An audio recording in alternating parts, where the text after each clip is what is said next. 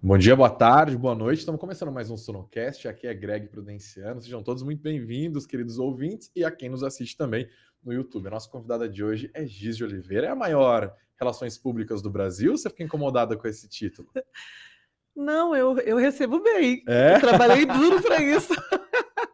São 24 anos fazendo o Brasil inteiro. Eu acho que ainda não teve alguém que tenha tido tanto tempo de carreira, sem interrupção, e geograficamente também ter tantos feitos, né? Então, Sim. eu tenho orgulho. O que faz uma Relações Públicas, Giz? Sucesso. Mentira. Cara, então, é muito complexo, né? Porque tem vários segmentos, cada RP trabalha num nicho. Eu sou Relações Públicas do Entretenimento, especialista no mercado artístico, né? Então, meu Tá. mailing sempre foi muito de celebridades, de atletas, de influenciadores. Eu gero o posicionamento das marcas e crio uma reputação ou sustento uma reputação para o público interno e para o público externo. Esse é o papel do RP. Qualquer RP é esse, né? Gestão de crise, administração e gestão da reputação da empresa ou de uma marca. Uhum. Né? O meu trabalho, como eu comecei muito nova, eu sou formada em jornalismo, também fiz comunicação social quando a gente passava por todas as vertentes. Mas aí você foi para a né? área que dá dinheiro, né? Guri, tu Eu fiquei acredita? aqui. A gente pode Invejando, fazer. pelo amor de Deus. Exato, vamos Mas lá. é que você precisa de um RP. Total, Todo mundo precisa todo mundo de um precisa. relações públicas, sabe? E aí o que aconteceu é que eu comecei a construir um universo. Eu tinha os meus amigos de colégio, eu joguei vôlei a vida inteira. E os meus amigos de colégio sempre foram pessoas públicas, atrizes, atores, jogadores. Meu universo, assim, o mundo G sempre foi esse, desde os 13 anos de idade, quando eu mudei para o Rio de Janeiro. E aí eu comecei a fazer festas com 15, 16 para fazer minha grana, né? Que normalmente é assim que as pessoas viram produtor de eventos, viram do entretenimento, o mundo começa assim. Num bico e vai profissionalizando. Entende que tem muito bom relacionamento com as pessoas, ou tem muita sagacidade, agilidade, e aí começa a desenvolver festas, começa a desenvolver eventos, e assim vai, né? E foi essa a minha trajetória. E aí eu entendi que nas minhas festas, os meus amigos, que na época eram Bruno de Luca, Susana Werner, Fernanda Rodrigues, Fernanda Paes Leme, a minha patotinha de adolescente era essa, e eles iam para as minhas festas e eles não conseguiam se divertir. Então eu era fazia... uma patotinha em Brasília, né? Essa era no Rio de Janeiro. Já era no Rio. Já era no Rio, Tá. com 13 anos. Eu fiquei dos 13 aos 15. Fê Paes Leme, Susana Werner. A Fê, ela estava nessa época no Sandy Júnior, na série que tinham. Né, demais. Era muito legal, demais. né? Ela era Paty, eu acho. A Fê veio depois desse grupo, né? Primeiro veio a Fê Rodrigues, a Samara Filippo, o Bruno de Luca, Susana Werner, que era da minha sala, era da sala do lado do meu colégio, então a galera do colégio mesmo. E a Susana jogava vôlei também no Novo Leblon, que era o clube que eu era capitã do time feminino, então ela jogava com a gente. Então era minha galera de balada do vôlei, do esporte, né? Porque eu mal saía naquela época. E com 15, 16, eu comecei, adolescente, queria ter as coisinhas da moda. Meu pai era gaúcho, super metódico. Não, o dinheiro é para o colégio, para o material escolar e para as coisas. Imagina, uma família, 4 irmãs, 4 mulheres, mais minha mãe, casa das mulheres. Total. E aí, enfim, eu comecei a trabalhar para comprar as coisas que eu gostava. E eu comecei a trabalhar divulgando festa. E aí, nessa coisa de divulgar festa, eu lembro que tinha umas 20 ou 30 pessoas da minha idade divulgando festa, e para mim era uma coisa muito normal. Eu lembro que o dono da festa era o tio Carlos, o nome. Ele tinha uma empresa de festa infantil e depois ele abriu um braço para festa jovem, TIM, que era onde eu trabalhava. Fiquei 2 anos e meio lá. E aí a gente chegava na primeira festa. E aí, quanto cada um vendeu, quanto cada um era? As pessoas 15, 20, 25. Diz quanto veio? 365. Era isso. Na outra festa, quanto era? 50, 20, não sei o que, diz quanto veio? 600 e tantas. Então eu vendia muito fácil uns convites que ninguém conseguia vender muito fácil. Ali eu virei coordenadora das festas deles, aí comecei a virar diretora criativa, porque eu que contratava as atrações, eu que levava os artistas, criei a área VIP. Nessas festas eram festas mensais que tinham no Costa Brava, que é um clube super bacana entre a Barra e a Zona Sul. No meio do mar, assim, um clube incrível. E aí eu fiquei 2 anos e meio ali, virei diretora de produção deles.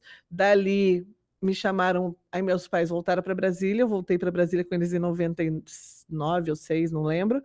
E aí eu conheci o dono da Micaricandanga, o Monday, E eu não gostava do axé, porque as minhas festas eram de rock e pop, né? E tinha um E preconceitaço com a o axé ali, Brasil né? inteiro tinha Uhum. preconceito, eu era uma pessoa que tinha preconceito, assim, eu xingava o É DJ meio quando que tocava. ondas disso, né? A gente tem preconceito com o samba da década de 30, 40, a gente tem preconceito O com o sertanejo também MPB, com o teve no sertanejo, início. mais recentemente com o funk e tal, e por aí O vai. funk foi muito tempo de preconceito, Aliás, né? talvez seja uma dica, né? Se você quer saber qual que é o ritmo que vai bombar, veja o que É o mais que tem sofre preconceito preconceito. Mas deixa eu entender e ajudar a explicar para o nosso público que o eu que sou, você né? está fazendo, assim, É. tipo, vamos lá, eu sei que é difícil, mas vou fazer as perguntas ingratas, sei que se vire. Pode Qual que é o mandar. seu trabalho que você teve mais orgulho? Que você fez assim, nossa, esse foi o trampo da minha vida até aqui. Eu fiquei, eu ganhei o reconhecimento nacional por ter ajudado a posicionar a Axé Music no país. Uhum. Então, durante uns 17 anos, eu peguei toda a crescente do axé e o boom, e também a descida um pouco, né? Porque daí tudo que sobe muito Sim. cai um pouquinho para poder se manter no mercado e de igual para igual com todos os outros segmentos, né? Então eu peguei o início do axé, quando ainda era pagode da Bahia, que era o tchan, a harmonia do samba, e virou o boom do axé com asa de águia, chiclete com banana, cheiro de amor, e aí Ivete Sangalo, foi uma sequência, né? Mas você trabalhava para os artistas? Então, essa que é a loucura, por isso que eu tenho esse reconhecimento. Eu fui muito insana na minha vida, porque eu não tem desafio para mim, né? Nada é impossível para mim. Então, eu fiz durante os 5 primeiros anos quase todas as micaretas do país. E o que eu fiz? Eu convidava todos os grandes artistas do cenário musical, do cenário artístico do meio do mundo, no Brasil, naquele período, e eu levava para as micaretas. Fortal, em Fortaleza, Florianópolis, em Floripa, Vital, em Você ajudou a Vitória. inventar a micareta como ela é hoje. Eu ajudei a gerar o desejo. Uhum. A gerar o desejo. Isso eu tenho certeza que ali foi a minha assinatura.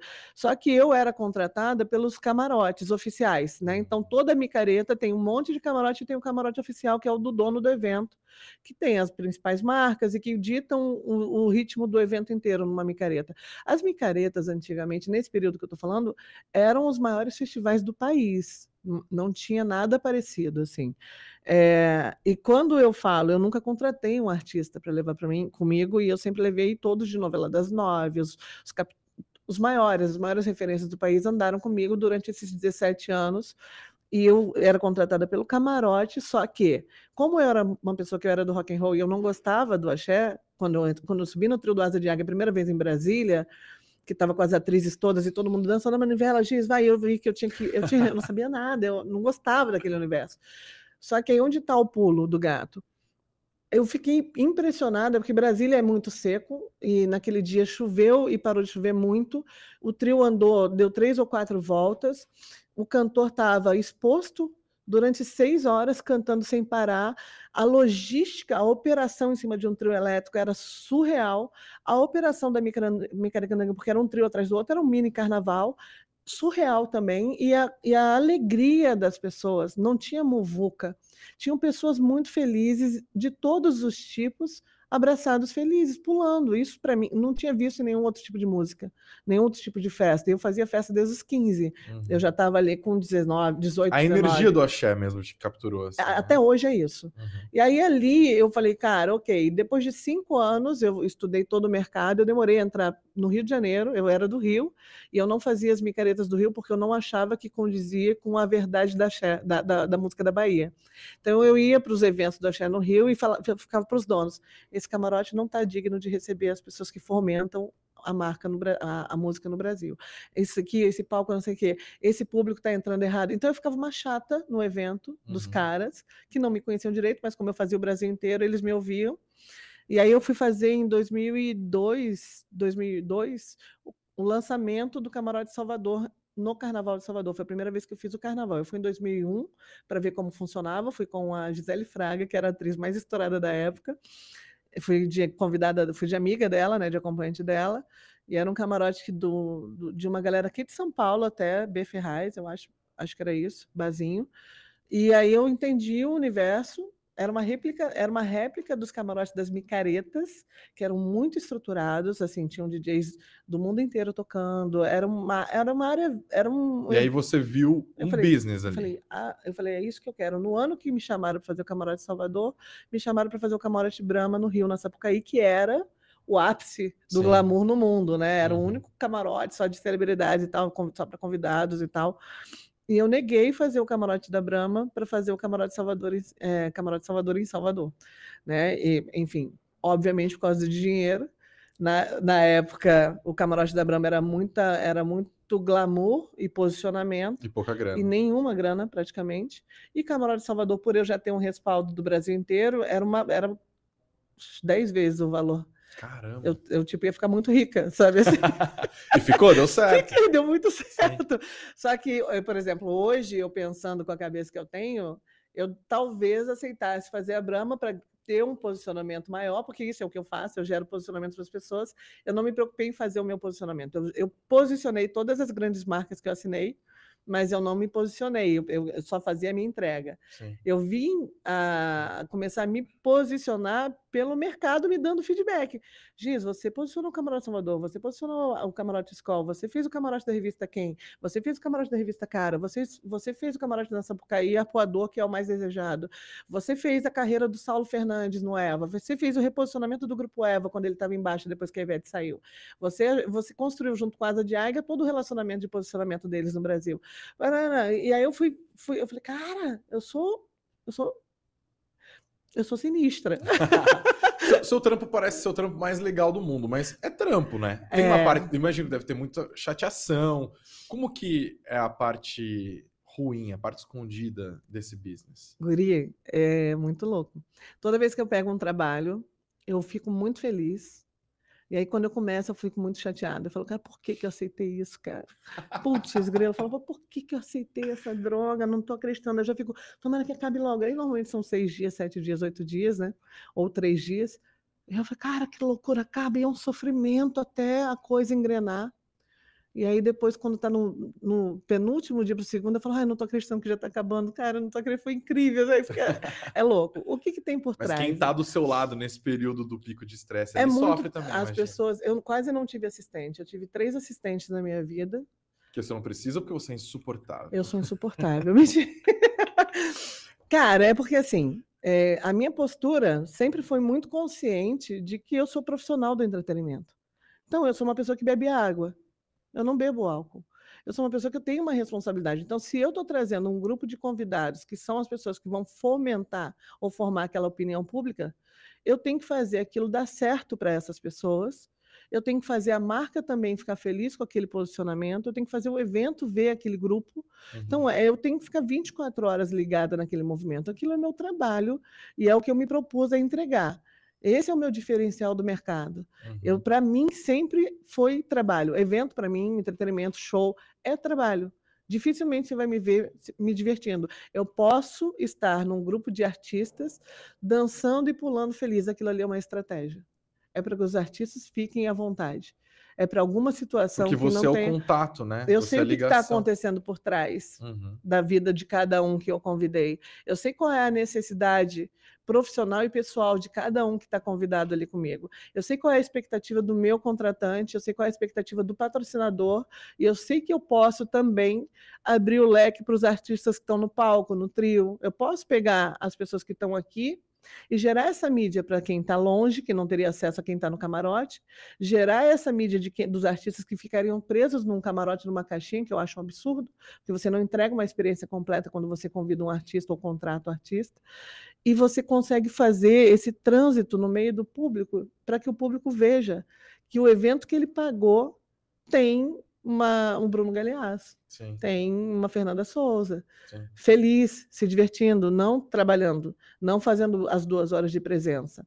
Então, é um trabalho por trás da cortina que, para mim, é muito desgastante energeticamente e estrategicamente, porque eu tenho que estar o tempo inteiro pensando em como aquele grupo de 30, 50, eu já cheguei ao ponto de fazer 3 camarotes ao mesmo tempo no Carnaval de Salvador, 3 trios elétricos, uma feijoada e o Carnaval de Olinda, junto, tudo junto, com um assistente só e mantendo o compromisso ético, porque cada camarote tem a sua marca, né, e não podia conflitar alguns patrocínios, então o artista quando vai para o trio... Até concorrentes, imagino, né? Se acabar atendendo empresas que Exato, não concorrem. pode. Então eu consegui ter essa proeza e o mercado super me respeita por isso. Então você vai subir no trio do Asa e o Asa é Ambev e você está na skin. Vamos cortar aqui, ou então não vamos botar aqui, ou então você não vai subir aqui. Nossa, são milhões de coisas para pensar. Detalhes, isso tudo. Eu não consigo organizar um churrasco. Me chama que eu faço para ti. Fazer o melhor churrasco da vida organizado por Giz. E qual que foi? Deve ter algumas histórias, né? Que deu muito errado. Tem uma muito surreal. Tem várias, na verdade. Cara, esse ano... Quero a pior. Eu vou te dar a pior. Esse ano de 2006, talvez, não sei, acho que o próximo. Enfim, eu fazia o camarote da revista Quem. Durante 13 anos eu fui a Relações Públicas oficial deles, lá em Salvador. Todo o relacionamento da revista para estar no Carnaval de Salvador foi construído pelo meu trabalho. Então a gente começou com 2 artistas ali, porque o dono do camarote não entendia o que era esse... Ninguém entende o que é o trabalho de RP num posicionamento com artistas especificamente, porque vou pagar para o artista vir aqui comer e beber, vou ganhar o quê? Né? E o artista não vai me pagar e eu vou lá dar uma imagem e vou ganhar o quê? Nossa, sério que rola essa ignorância ainda? As pessoas agem não verbalizam dessa forma. Mas naquela época, porque hoje em dia, com a internet, com os influenciadores, virou normal. Sim. Mas naquela época, você tirar um grande nome da novela das 9, protagonista da novela das 9, que cobrava uma fortuna para estar 2 horas num evento, levar ele de graça com um acompanhante... O empresário primeiro queria me matar, porque assim, ela está usando o meu artista, eu não estou ganhando nada, o artista está se expondo, correndo o risco de prejudicar a imagem, porque quando o artista vai para um evento, qualquer que seja, ele fica vulnerável. Sim. Ele é uma pessoa pública, ele não pode ser ele não pode se divertir como ele gostaria de estar se divertindo num festival, ou num carnaval, ou numa festa, não pode. Se ele tem uma identidade pública, ele tem que andar naquele caminho. Hoje está mais livre. Eu estou falando isso de 15 anos atrás, 20 anos atrás, né? Logo no inicinho. Os donos dos eventos, das festas, dos festivais, eles falam assim, o patrocinador falou que eu preciso ter artista aqui, então, Giz, vou te contratar e traz. Eles não tinham nem consciência do que era o trabalho. E aí já começou a dar errado, então. Sempre dá errado, né? Sempre dá errado até uma parte, depois vira certo. E aí, nessa vez, eu peguei a transição, o camarote da Quem, do que eu fazia, saiu, virou o camarote Quem Ivete, lá do outro lado, e aí o camarote da Band assumiu, a Band TV assumiu. E aí, como eu fazia 13 anos já esse camarote da Quem, a Band me contratou para fazer o RP deles, né? Fiz. Só que eu fazia o camarote Salvador e o camarote Skol junto, e o Monte Pascoal. Beleza. Aí era a estreia do trio do Exalta Samba, né? Que era uma novidade, um trio de samba no axé, não era normal Carnaval isso. De Salvador. E aí, como eles estavam muito estourados, Tiaguinho e tudo mais, os artistas queriam muito estar ali em cima. E como a maneira mais eficaz de levar um artista até um camarote feliz, no pico da alegria, em cima de um trio, combinei com eles. Eu falei, cara, eu vou andar no trio do Asa de Águia, eu vou subir no trio do Eva, que eram os meus parceiros, no do Tuca Fernandes e no do Cheiro de Amor, que eram os meus, mas se eu sentir porque depende dos horários, né? Eu vou botar uma galera em cima do trio de vocês, eu dou a mídia para vocês, eu crio relacionamento com vocês, e vocês me levam até o meu camarote da Band lá atrás e tal. Eu falei, maravilhoso. Como eles estavam na crista da onda... carona, praticamente. Carona. E aí subi com os artistas todos. A Fernanda Souza eu até apresentei para o Thiago ali. Foi ali que começou. Foi você. Eles já se conheciam, estavam flertando, mas o Vucu Vucu rolou ali naquele... Eu que dei o match no casal. E aí levei. O que aconteceu? Os trios da frente quebraram. Então eu tinha um contrato com a Band de entrada ao vivo a cada 2 horas.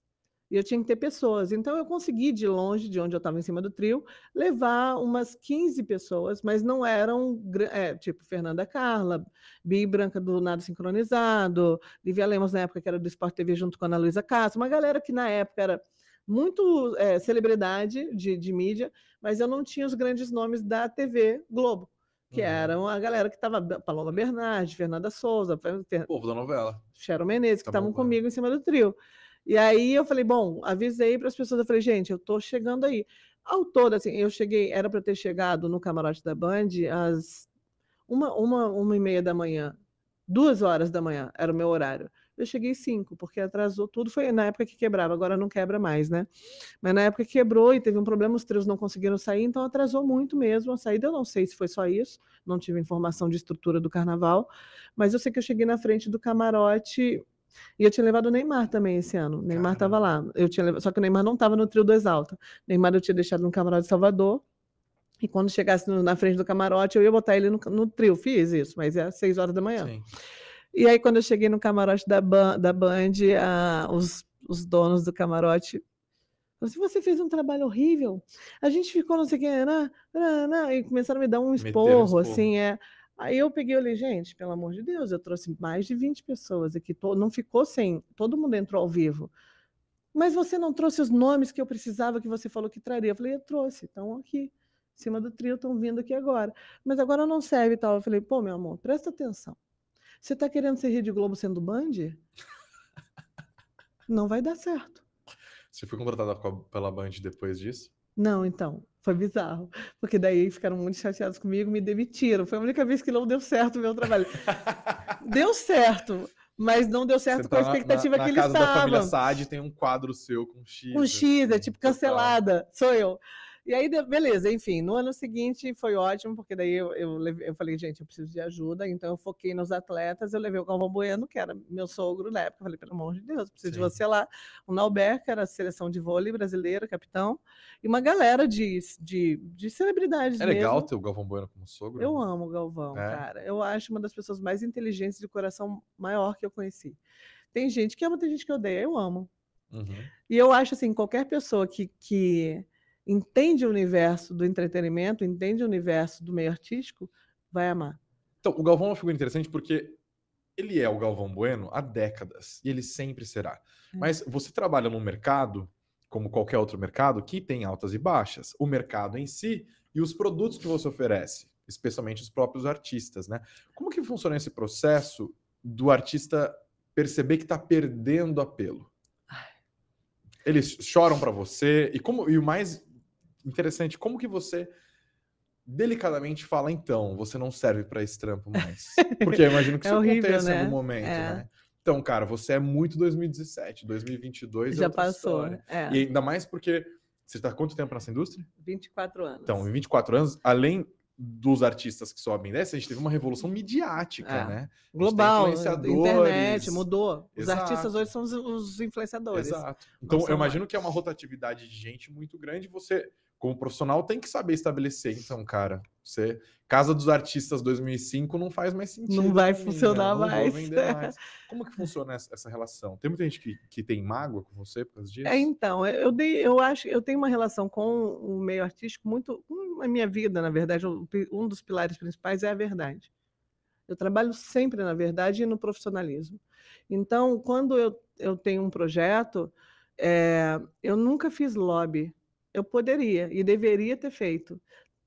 80% dos RPs ou 90% dos RPs que estão em evidência hoje só fazem lobby. Entregam pouco trabalho e vivem do lobby. Né? Eu nunca fiz lobby, eu nunca tive essa paciência e sagacidade para fazer. Eu entendo, quando eu assino um trabalho, eu faço um estudo de mercado. Eu vejo qual é o público daquela marca, vejo qual é a entrega, o que aquele evento poderia ter que ainda não tem. Uhum. Então eu faço uma entrega 360 graus. Mas os caras não ligam e falam, ó, Giz, eu soube que você pegou a empresa tal. Ligam. Eu acho que eu sou super o perfil. Mas aí eu viro e falo para eles, eu gostaria de te levar. Mas você não tem o perfil do público, não tem o perfil do evento, não tem o perfil da marca. E eles aceitam de boa? Não sou eu que defino, é o contratante.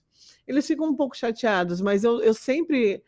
Aí o que eu devolvo? Eu falo, cara, para você estar nesse projeto, você precisa fazer isso, isso e isso. Daí você vende o seu pacote. Se também. Você não de assessoria de carreira, eu nunca cobrei isso deles. Agora, nunca. Eu sempre entreguei gratuitamente, por isso eu sempre os tinha comigo. Ah, sim. Eu sempre entreguei o que o escritório talvez deles não entregasse, né? O que o mercado não mostrava. Uhum. Que o artista também, como um produtor de eventos, como um RP de eventos, ele não tem ninguém dizendo o que é para você fazer. A pessoa vai sobrevivendo, vai construindo. É louco, porque a gente falou do Galvão, mas alguns artistas, antes da gente começar a gravação, a gente citou a Anitta, por exemplo, né? Tem alguns artistas que eles parecem que tem um tino mesmo, assim, que eles sabem sobre... A própria Ivete Sangalo é uma coisa impressionante, assim. Eu acho que a Ivete é uma das primeiras que soube aproveitar esse movimento em 360 graus para ela, para a carreira dela, o timing certo de romper, de abrir novos mercados, de mudar a identidade, de construir músicas e tal. E a Anitta é a evolução da Ivete. A Anitta, ela vem dessa geração internética, né? Que é muito rápida, né? Pega todas as informações possíveis e traz o que é útil para a carreira, ela absorve e desenvolve com uma inteligência e uma agilidade, com uma equipe que é incrível, e o que não cabe na carreira, ela não fica gastando energia. O que acontece, que eu acho que é muito diferente, a cultura artística antes da internet era uma cultura muito passiva. Então era assim. Porque a mídia era passiva, a mídia né? Era de 1 para milhares. Eram bolhas, agora exato. É de milhares para milhares. E se você não se atualiza, você fica para trás. Esse lance da atualização, eu queria pegar um ponto, inclusive. Inclusive, a Ivete é um bom case. Uma diferença muito clara, e aí é minha análise, você pode destroçá-la, fique muito à vontade, é que ser artista nos anos 90, nos anos 2000, envolvia um monte de coisa, mas não envolvia algo que hoje todo artista tem que ter, a internet cobra, que é posicionamento político. Né? A Anitta não tem nenhum problema de falar mal do governo. A Ivete claramente teve um problema. Né? Ficou naquela de não vou. Inclusive, em alguns momentos em que ela começou a se manifestar politicamente, eu estava revendo esses dias, foi quando teve o caos aéreo, foi 2000 e... Quando que foi isso, gente? 2000... Era um governo do PT, e aí eu lembro que na época vários artistas se reuniram, a Hebe, né? Sempre com aquelas... Maravilhosa Hebe, inclusive. Foi até na exposição dela que teve em São Paulo, ela aqui, é eu adorava. Que é criança viada, né? Claramente assistia. Gente. E aí era aquela coisa, manifestação com a Hebe e a Ivete falando mal do governo naquela época, né? Quando começou a nascer o antipetismo e tal. E aí sumiu, submergiu. Hoje, a Ivete foi muito cobrada por não se posicionar contra ao governo Bolsonaro, e depois surgiu um vídeo dela na internet puxando um coro, xingando o presidente. Como que você enxerga isso? A minha análise está correta? E como que isso impacta esses artistas que tentam ter uma carreira mais longeva? Está corretíssima a tua análise. Antigamente não existia o artista se posicionar em qualquer lado ou lugar que pudesse pôr um risco à imagem dele. As marcas cobravam isso, inclusive. Não podia, não tinha posicionamento. Na vida pessoal, a vida pessoal ficava guardada, não era exposta de jeito nenhum. O artista ele estava publicamente sempre como artista, nunca como a pessoa física, né? Então os relacionamentos eram escondidos, as coisas eram o artista ele era aquela coisa intocável. Com a internet, o artista ele passou a ser cobrado a ter a participação da vida junto com a vida profissional. Enfim, até chegar onde a gente está agora, que é a coisa do posicionamento, hoje, o artista, para ter o mercado a favor dele, ele precisa ter a verdade dele bem definida, a carreira tem que estar construída na verdade dele, não dá mais para construir um personagem e viver aquele personagem, então tem que estar uma carreira construída na verdade, e ele precisa se posicionar à frente das bandeiras que ele acredita. Não que a moda ou que o mercado está determinando, porque antigamente era isso. Se todo mundo vai queimar sutiã, todo mundo queima sutiã. Que daí você está na... Mas ainda hoje né? Exato. A gente vê o Big Brother, por exemplo, o Fiuk talvez tenha sido um caso muito clássico. Ele trocou as bolas completamente, né? As pessoas não sabem muito bem. Você pega um case, não, eu tenho que me posicionar. Então, o que está bombando hoje? Luta anti-homofobia, anti-machismo, anti não sei o quê. E aí algumas pessoas tentam entrar na onda, claramente, sem nenhuma informação, do que estão falando. Não é verdade. Sim, então, assim, passou por um media training ruim. Eu não teve uma preparação, né? Eu, graças a Deus, há 22 anos eu preparo os bons profissionais para o mercado do reality show. Qualquer que seja, Big Brother, Fazenda. Você está atendendo uma galera do BB22 agora? Tô. Né? Eu fiz ano passado a preparação da Carla Dias. Enfim, eu fui empresária de alguns nomes, Adriana Santana, Rodrigão, eu construí do zero a carreira deles, o Fernando Medeiros, a Aline Gottschalk, do zero também. Carla Prata eu preparei para Fazenda, algumas bandas Superstar, que foram Grupo Zoeira, Bela Mora, eu dei uma consultoria de posicionamento e de estratégia para eles. E eu assumi o Arthur Aguiar nesse BBB 22 para fazer a mentoria artística dele, é o primeiro passo. Você também atende a Mayra Card? Não, só o Arthur Aguiar. Tá.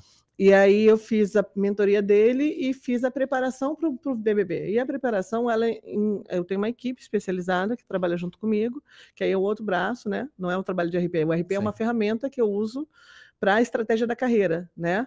Mas eu tenho uma equipe de especialistas em posicionamento de imagem, com consultoria de imagem, com terapias, é um processo, porque você tem que desconstruir a pessoa para construir ela dentro da verdade dela, para que ela consiga ter força para sobreviver ao jogo. Envolve psicólogo? Tudo, tem que ter. Eu tenho 2 pessoas, a Viviane Oliveira, que é do Cultivo Interno, que é de terapia alternativas, mais para o lado oriental, e tenho a Sueli, que ela é especialista em neurofeedback. Então, neurofeedback é incrível, porque você consegue manter o foco. Você consegue ter uma ancoragem para você caminhar consciente de quem você é e consciente do que você vai construir. E aí tem todo um acompanhamento meu com as 2 profissionais e com o resto da equipe. Então, desde a roupa que está vestindo, as cores que estão vestindo, tudo passa uma mensagem. O comportamento, é tudo pensado, mas nada disso teria valor se não fosse dentro da verdade do profissional. Porque senão o cara não consegue interpretar 24 horas por dia durante 3 meses. Em 2 semanas, está comprovado cientificamente que em 15 dias qualquer personagem cai. Não tem. Antigamente, quando as redes sociais eram mais fracas, na época que eu fiz o Fernando Medeiros e a Aline Gottschalk, existiam pessoas que foram campeãs das edições trabalhando um personagem, trabalhando uma linha mais fora da verdade. Mas hoje não tem como, porque hoje a internet determina, o público determina, sabe? E a vida da pessoa, quando ela entra no programa, fica muito exposta, né? Tem acesso à família, tem acesso às ex-casas, Agora eu quero uma mini mentoria em 2 minutos. Eu fui selecionado entrando no BBB. Aí, obviamente, o que eu vou fazer? Eu vou ligar para a Giz. Giz, é o seguinte, eu preciso me moldar, enfim, né? Me apresentar como um produto, ao mesmo tempo articular isso com a minha personalidade, com as coisas que eu acredito e tal. Tem alguma dica de ouro, assim, que você fala para essas pessoas? Tem. Ou eu tenho que fazer um pix para você antes de você falar? Não, primeiro tem que ter um papo muito real, um papo muito aberto, tipo, quem é você hoje? Qual é o teu sonho? E qual é a tua verdade? O que eu tenho que saber que ninguém sabe? É uma relação de confiança. Criamos essa relação de confiança, a gente aperta a mão e fala assim, a gente está junto. Se você não confiar em mim 100%, eu não vou fazer milagre, porque depende 100% de você. Vamos embora nesse game? Aí o cara ou a menina, vamos, beleza. Só que ninguém fala a verdade no início, porque as pessoas não confiam de abrir a vida. E aí, no processo da preparação, junto com a equipe, a gente vai descobrindo onde estão os gatilhos, as fraquezas, o sonho de verdade. Quanto tempo dura essa preparação? Assim? Cara, é o tempo que eu tenho, né? A Carla chegou para mim em agosto, então eu tive de agosto a dezembro, até a primeira semana de janeiro com ela, então foi bastante tempo. Fez um baita trabalho, a carreira dela deu um foi muito legal. Aí, pois mas podia ter sido melhor. Se a gente tivesse continuado o que eu programei, que é a coisa. A gente vai descobrindo no meio do caminho o que de fato não foi dito. Então, por exemplo, o movimento do relacionamento dela, o pessoal da casa, a gente não trabalhou nada em relação a isso. Porque isso era uma coisa que ela falava que ela não ia se envolver com alguém publicamente lá dentro do Big Brother de jeito nenhum. Então, enfim, não tem como eu... Deu tudo errado. Né? Tentei. Mas, assim, o que eu garanti para ela foi a sua carreira, desde que você tem desde 4 anos de idade na TV, a sua imagem, que é uma imagem muito positiva, vai ficar segura. Você pode fazer o que você quiser lá na casa, que você vai sair com o mesmo, pelo menos o mesmo padrão que você entrou de posicionamento. No mínimo isso, que para mim, quando eu assino, é pouco. Claro. Eu gostaria de transcender aquela carreira. Eu acredito que eu tive ela, eu amo a família dela, é uma amiga, né? Por isso que eu fiz esse trabalho. Ela tinha acabado de vir de um câncer, minha mãe faleceu de câncer também, então eu falei, cara, eu vou abraçar essa pessoa e vou caminhar com ela. Foi esse meu movimento com Carla. Meu movimento com o Arthur é meu amigo também, todos são, conheço eles desde que eles entraram, mas foi 100% profissional, sabe? E ali o Arthur é um cara que ele estava muito aberto para se reconectar consigo, para viver essa experiência numa verdade muito absoluta dele. Que começou comendo pão. Mesmo, Voltando para enlouqueci, voltou a comer um pão, né? Ô, Giz, você nunca quis ser você a celebridade? Claro que isso aconteceu de alguma maneira, né? Mas não é comparável com a Anitta, com os clientes que você atende, né? Você nunca falou, quer saber, eu vou aplicar isso em mim? Nunca pensei. Na verdade, eu tive muitos convites de muitas oportunidades assim que ninguém negaria, eu neguei todos. Tipo, chamada para novela, para ser atriz, uma porrada de coisa. Assim, muito legal. Capa de revista, enfim, várias coisas que na época eram coisas que as pessoas não negariam. Eu sempre fui muito reservada e, na minha consciência, muito profissional. Então, a mídia que eu tinha que fazer era a mídia de quem me contratava ou de quem estava andando comigo, não a minha. Sim. Com a internet, eu entendi que se eu não tivesse uma exposição, uma figura pública bem posicionada, eu ia acabar perdendo o que eu construí de mercado. Então, eu comecei a trabalhar de uma forma mais leve. Tu vê que minhas redes ainda não estão do jeito que elas ainda estão amadoras, eu falo isso.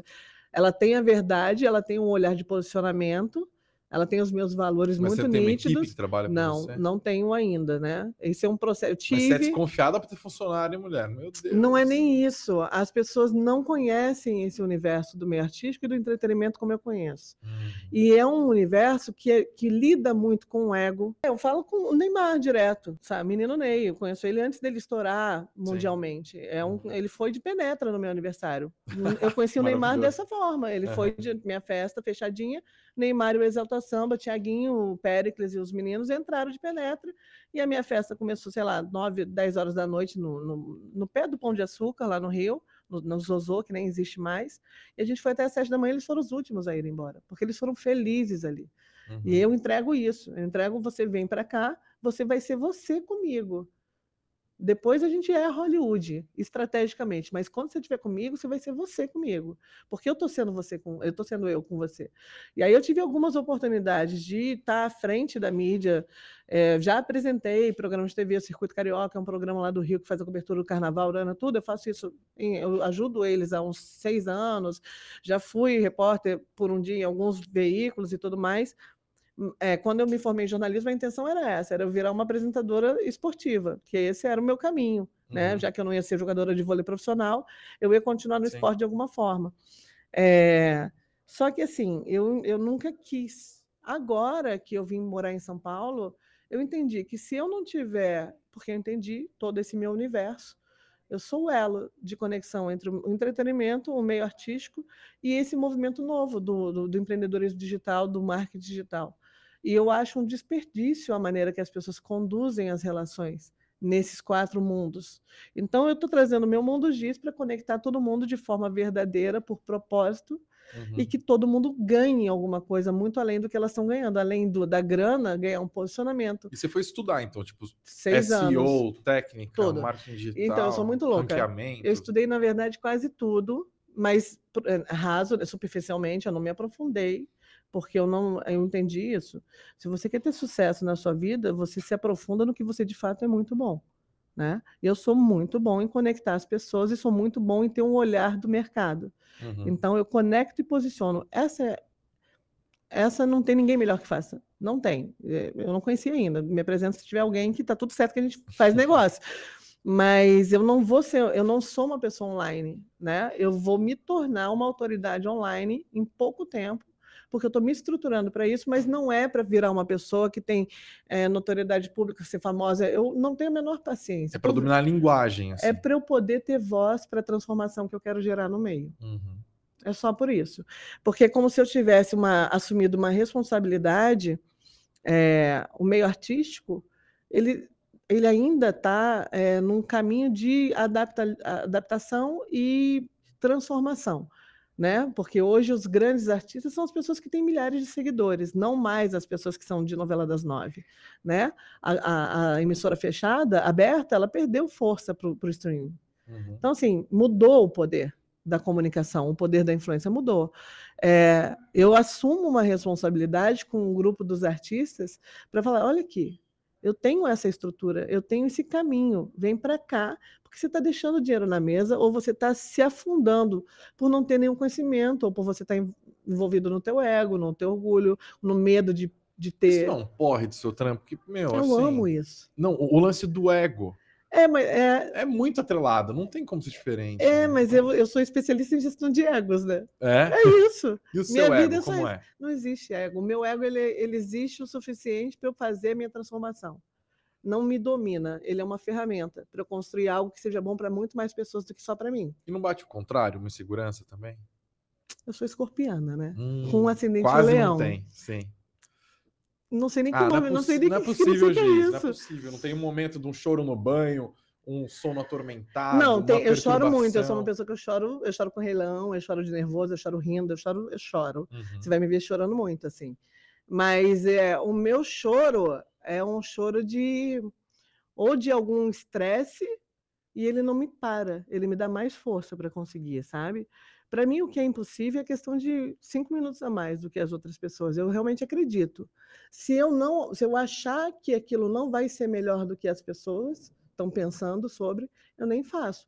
Eu vou de convidada, eu fico de amiga do artista, Sim. eu não me envolvo. De alguns anos para cá, de uns 3, 4 anos para cá, mentira, 6 anos, eu fui me especializar em todos os segmentos que eu precisava. Então, como eu não cobrava dos artistas essa consultoria, essa mentoria, eu fui fazer, me formei, me especializei em coaching, mentora, em empreendedorismo, eu fui fazendo todos os cursos que eu podia, marketing digital, tudo. E aí eu fui mudando a minha forma de ser com as pessoas. Eu acho que ninguém, em qualquer área, vai saber dizer quem são os amigos e quem são os amigos de negócio. Porque tudo se mistura, não tem como você separar. O que você tem que fazer é ter a clareza de por que aquela relação existe na sua vida. Se você tem, por exemplo, eu virei tua amiga, mas eu te conheci numa relação comercial. Uhum. A gente, numa relação comercial, Toda pode relação virar. tem um pouco de conveniência, não tem jeito. Não né? existe uma relação se não houver interesse. Uhum. Se não houver interesse entre as duas partes, a relação nem acontece. Vou te conhecer aqui e a gente não vai nunca mais se falar. Sacou? Uhum. E eu tô aqui porque tem um interesse de ter um participante diferente para falar, e eu tô aqui também porque você tá me dando voz para o que eu quero falar. Então é uma relação de... A gente está acostumado a enxergar isso no mundo profissional. Agora, no mundo pessoal, a As gente pessoas tem a misturam. narrativa de que não, é desinteressado, mas não tem muito Eu, desinteresse. Gigi Oliveira, eu tenho uma conduta que eu acredito no ser humano. E eu sempre dou o meu melhor. Não me interessa se o ser humano vai me dar ou não, vai devolver ou não. Eu dou o meu melhor. É assim que eu cresci, é assim que eu sou. Até fico, né? Emocionou. Porque isso é muito raro, né? A gente não... Aí o Charles disse que se não for dessa forma, para mim não faz nenhum sentido. Eu realmente me envolvo com as pessoas e eu realmente me entrego para qualquer pessoa, no sentido de eu posso te fazer ser melhor, eu posso te gerar uma oportunidade melhor. Eu sou um acesso. Então, para mim, é muito difícil. Você falou, difícil você confiar nas pessoas. Então, não. Eu confio, consciente de que eu sou um acesso para um mundo que as pessoas normalmente não têm acesso. Um mundo de glamour, um mundo de poder, um mundo de área VIP, um mundo de pessoas famosas, um mundo de seguidor. Porque eu posso estar andando com alguém, a Aline Campos, que viaja comigo direto, que é uma querida, ela tem mais de 13 milhões de seguidores. Eu fiz uma participação... Eu fui curadora de um filme chamado Carnaval, que foi o que me deu mais orgulho no fechamento do Axé. Eu fiz durante 2 anos toda a apresentação do que é o Carnaval de Salvador para uma das maiores produtoras de cinema. E o trabalho foi tão incrível e era um filme para Netflix, foi tão incrível que eles me deram um papel de mim mesma. Então eu estou lá na Netflix representando Gigi Oliveira, a RP. Então, assim, eu sou acesso. A partir do momento que eu sei disso, eu vou saber que as relações que vão chegar a mim são de interesse, às vezes um interesse positivo, construtivo, e às vezes um interesse negativo de sugação. Cabe a mim descobrir isso rápido e andar onde eu tenho que andar. E a coisa do estudo, do autoconhecimento e tudo mais, me ajudou horrores. Então, hoje eu tenho clareza muito boa de que eu estou aqui nesse mundo para ser o elo desses universos, de forma que todo mundo... Eu acredito muito numa relação colaborativa, numa relação em unidade. Eu acredito muito que as pessoas não têm concorrentes. A gente tem pessoas que desenvolvem trabalhos semelhantes aos teus. E se você encarar como concorrente, você está gastando uma energia do teu tempo, olhando para o trabalho do outro, ao invés de fazer o teu, sabe? Uhum. Então, eu sou aquela pessoa que agrega as pessoas, que agrega valor.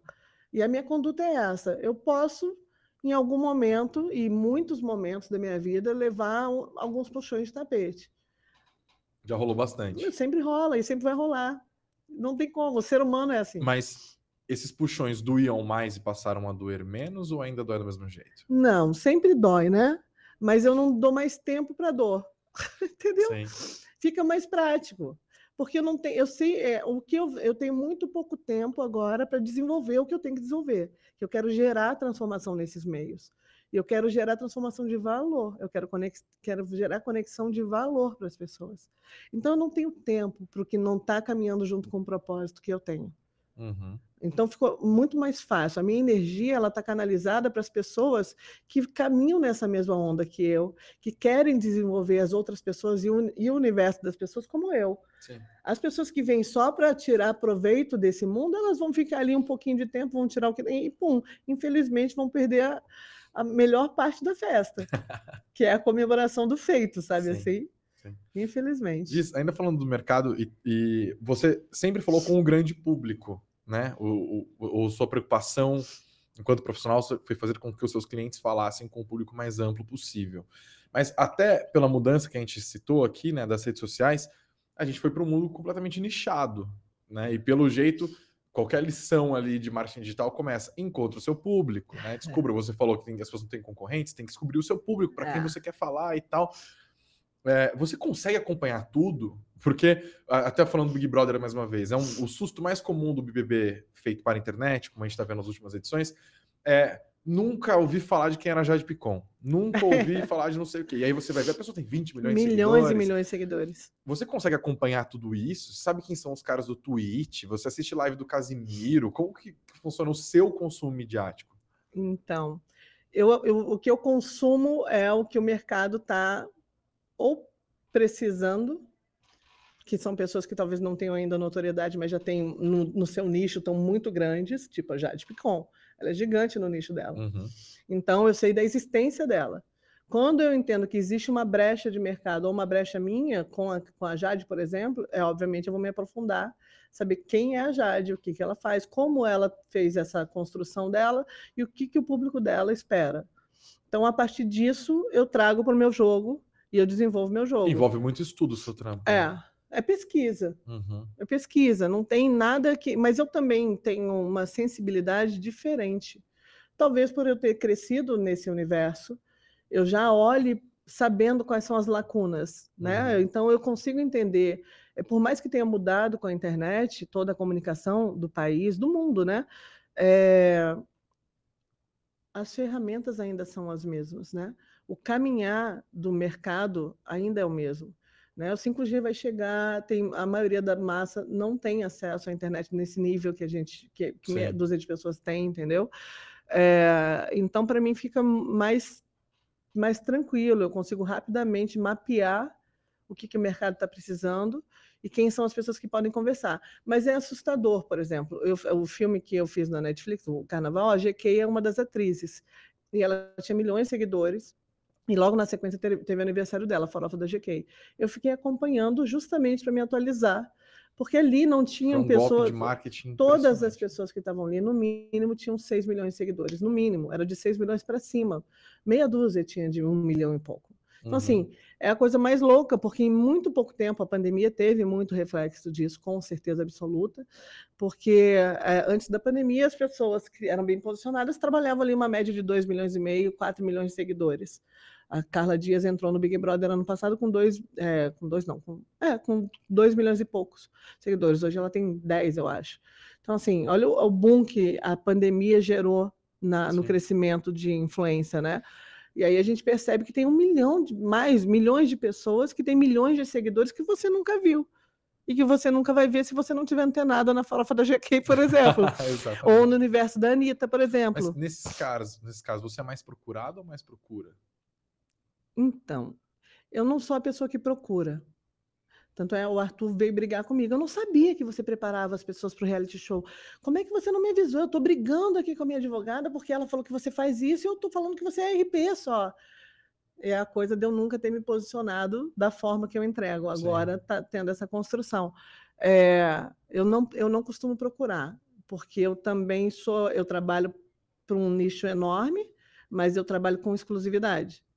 Eu não tenho. O meu mundo é realmente um mundo que eu criei, que as poucas pessoas entram e se desenvolvem, porque é muito desenvolvimento, é muito relacionamento, é muito valoroso que tem.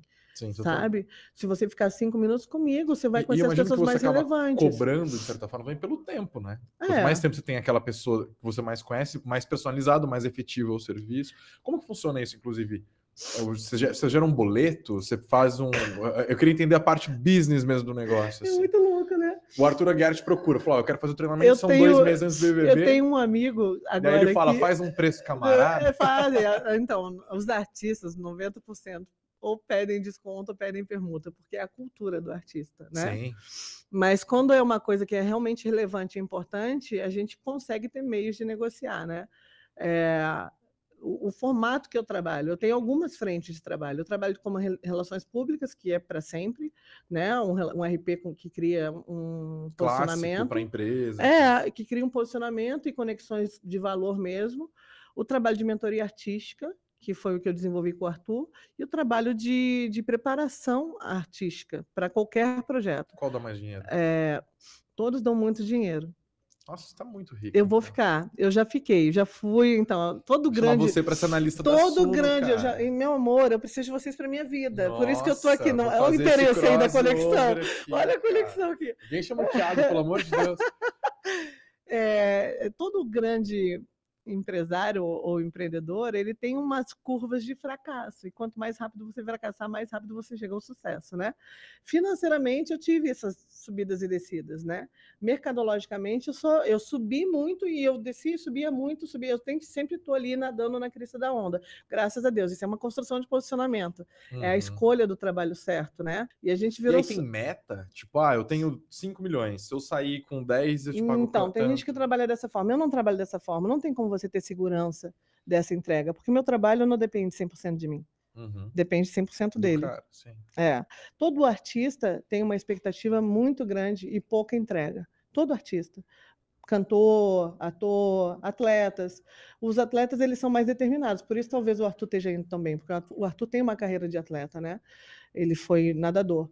Mas 90% dos artistas do cenário nacional, eles têm uma exigência muito grande, uma expectativa muito grande da entrega, e eles não entregam a verdade deles e não fazem o que eles precisam fazer.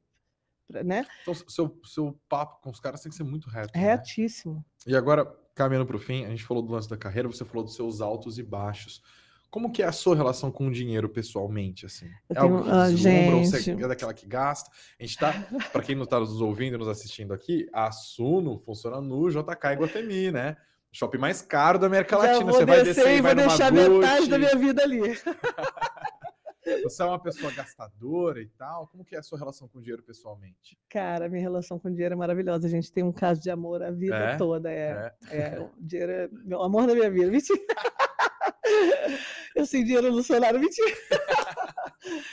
Cara, eu tenho uma boa relação. Eu sou gastadora, mas eu não sou uma gastadora de coisas que não são essenciais mais para a vida. Eu pratiquei o desapego na minha vida, real. Eu já fui a pessoa que trabalhou com 3 celulares, com um laptop, com tudo da high-tech, último lançamento. Eu era a primeira pessoa a comprar essas coisas de tipo iPhone, que saiu agora, eu tinha antes de chegar aqui, eu já tinha. Eu era essa pessoa. Né? Há alguns anos eu me desapeguei a ponto de... Olha que loucura, isso é uma história maravilhosa. Eu estava fazendo essa curadoria do filme no carnaval de 2020, o último carnaval. O meu telefone queimou a placa. Um dia antes de eu viajar, eu estava falando horrores, pluguei, tinha acabado a bateria, continuei falando, queimou a placa. Perdi o celular, perdi todas as informações. Nunca faça isso, é risco de choque. Então, eu precisava do celular, estava acabando, eu estava fazendo um carnaval, eu estava fazendo de RP de Salvador. Salvador tinha me contratado para fazer o reposicionamento do carnaval na Bahia. E de curadora do filme da Netflix. Então, estava enlouquecida, sozinha. E no meio disso, a placa. 3 horas da manhã, queimou o celular. No dia seguinte, eu viajei para Salvador de manhã, cheguei, eu não sabia mais o telefone do motor, não tinha nada na minha vida, tinha perdido tudo, não tinha feito backup de nada, estava praticamente tudo no celular, porque eu estava praticando o desapego de não ficar carregando um monte de coisa. Cheguei lá, estava o motorista com a minha plaquinha, eu falei, porra, tô bem, né? Porra, carioca, tô bem. Cheguei, pum. Beleza, no meio do processo, era o prefeito, era o ACM Neto, com um novo prefeito, que era o Bruno Reis, que estavam em cima do trio do Asa de Águia. A gente estava gravando uma cena ali, e eu estava com o elenco do filme. E o elenco do filme tinha a Flávia Pavanelli, que tinha 16 milhões de seguidores, a Giovana Cordeiro, que tinha 3 milhões de seguidores, enfim. Uma galera muito massa, a GK, uma galera muito boa. E eu tinha sido contratada para reposicionar o Carnaval de Salvador num projeto deles, que o trabalho era levar influenciadores para conhecer a cultura da Bahia, e eles queriam ali diariamente uma visualização de 16, 18 milhões de views, né? Que metinha. E aí eu cheguei para ele e falei, cara, vocês fizeram um trabalho maravilhoso, eu estou fazendo, né? Mas eu estou com 6 pessoas aqui, que só essas 6 dão mais de quase 30 milhões de visualizações. E eu tenho certeza que o que elas estão comunicando aqui sobre o filme, que é o Carnaval de Salvador, talvez seja maior do que o trabalho inteiro que a gente esteja fazendo. Eu queria conversar com vocês sobre isso no meio do trio, né? Louca.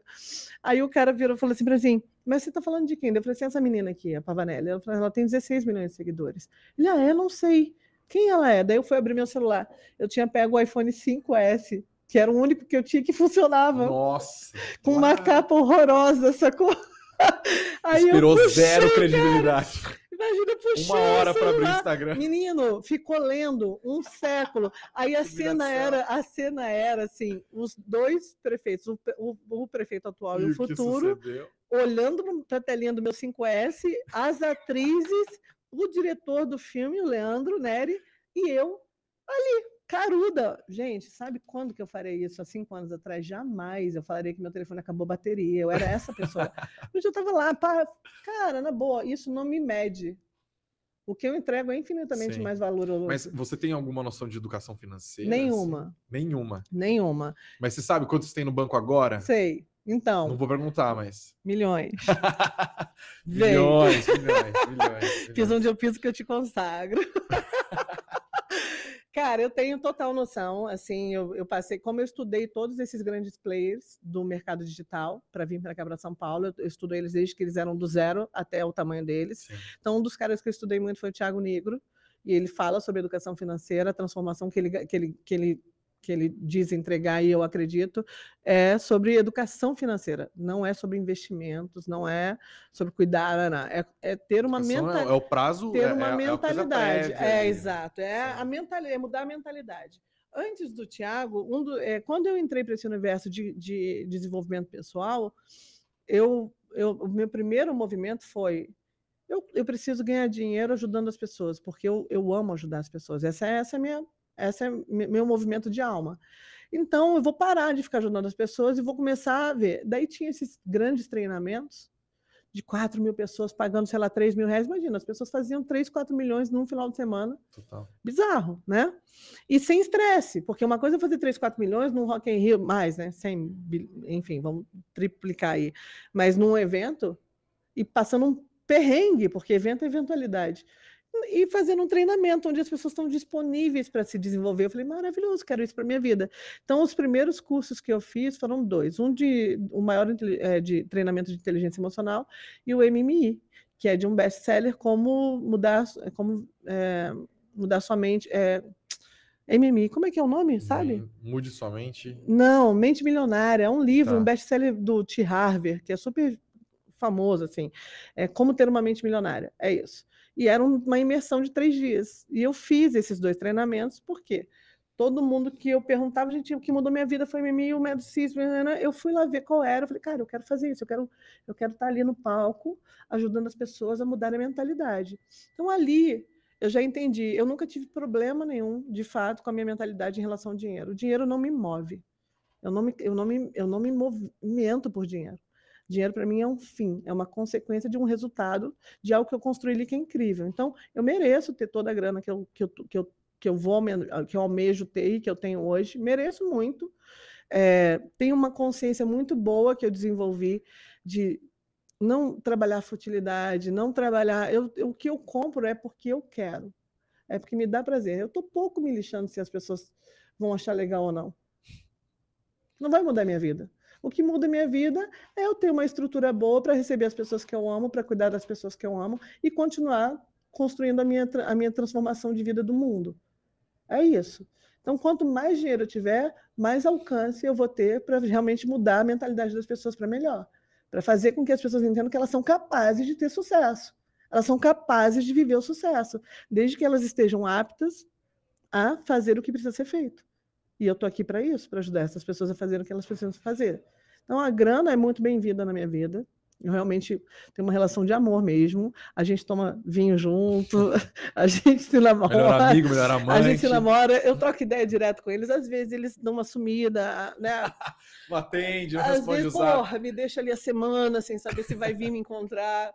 Entendeu? Tipo, a pandemia foi muito isso. Tipo, Imagina. a grana, ela me deixou um pouco de lado e tal, mas em outro momento ela apareceu, bombou, porque o digital bombou, e eu tenho também um outro lado de intermediação de contrato de publicidade com os artistas, então, para mim, ótimo.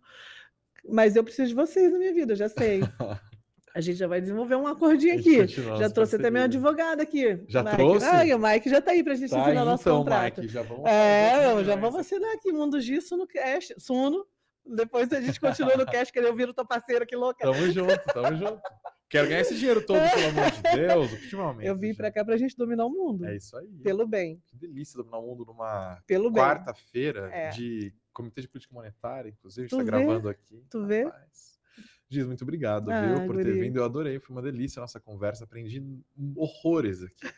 Quero a sua assessoria também, vamos fazer essa troca de figurinha. Bora, guri, bora. Pra mim, cara, foi uma honra conhecer vocês, estar aqui com vocês, de verdade, um cenário completamente diferente, né? Um universo completamente diferente. Quando falou assim, Giz, você vai lá pra gente falar, Suno quer... o grupo Suno é de investimentos, isso aqui, eu falei, meu Deus do céu, eu falei, o que eu vou fazer lá? Vou fazer sucesso, meu amor. É isso. Então contem comigo. Mas é isso mesmo, até explicando para o nosso público, o nosso objetivo aqui no Sunocast não é necessariamente falar de investimentos, né? Mas o que guia a nossa conversa aqui é falar de carreira, é falar de realização, falar de frustração, e tudo isso é falar de dinheiro, né? As pessoas têm... Todo mundo tem uma relação com o dinheiro, como você estava descrevendo a sua.